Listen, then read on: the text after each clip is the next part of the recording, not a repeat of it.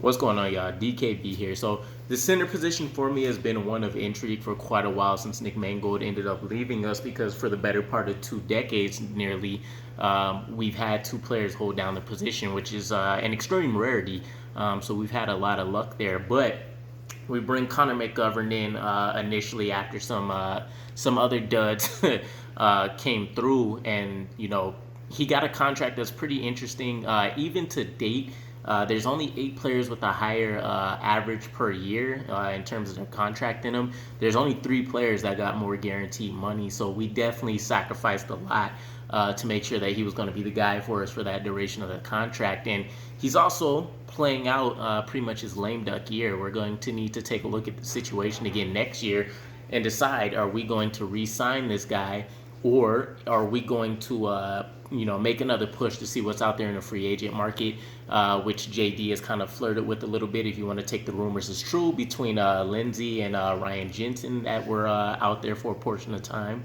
But it all leads me back to the same thing. I've mentioned a few times before, I've said in like Madden videos and stuff too, but I figured the way that you actually build a line, in my opinion, is from the inside out, or at least generally that's the go-to for me. I think the center position is ultimately the most important, and then you can take a look at your bookends and then maybe your guards in terms of order and importance for me. But ultimately, I want another Nick Mangold. I want another Kevin Mawai that can start in their career with us. And there's a few players in the last few drafts that I thought could have filled that for us, and like Cushenberry III, and then most recently we had Tyler Linderbaum, who I was falling in love with as well. But regardless to say, we've passed on a lot of those options, let alone in free agency, whether something just didn't materialize or we did actually pass on it.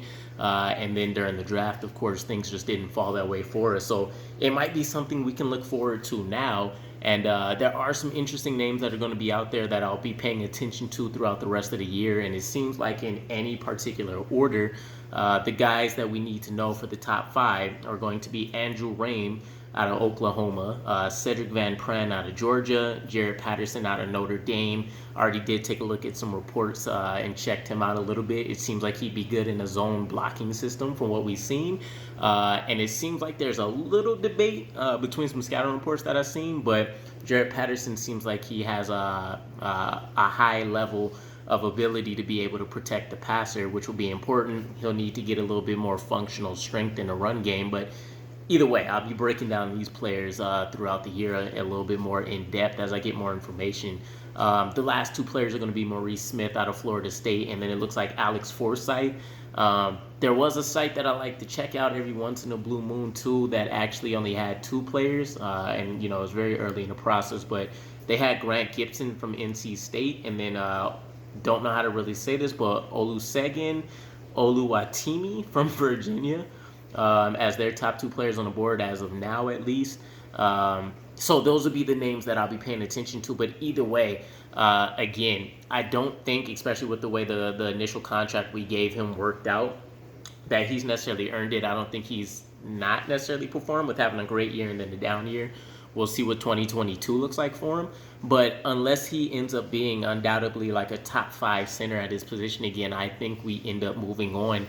And with the whole youth movement we've been doing, I would have to say that that's one of those last spots Joe Douglas tries to put a priority on for the offensive line, and get somebody that Zach Wilson can essentially grow there with, instead of buying free agents for a couple seasons at a time while he's adjusting. So those would be the names I'm paying attention to. Let me know if you guys can throw any other names that I should look out for on the radar, or if you guys think that we do go back to the free agent bin and we see who's the next best option that we can grab during the next free agency period. I'll catch you guys again though. Peace.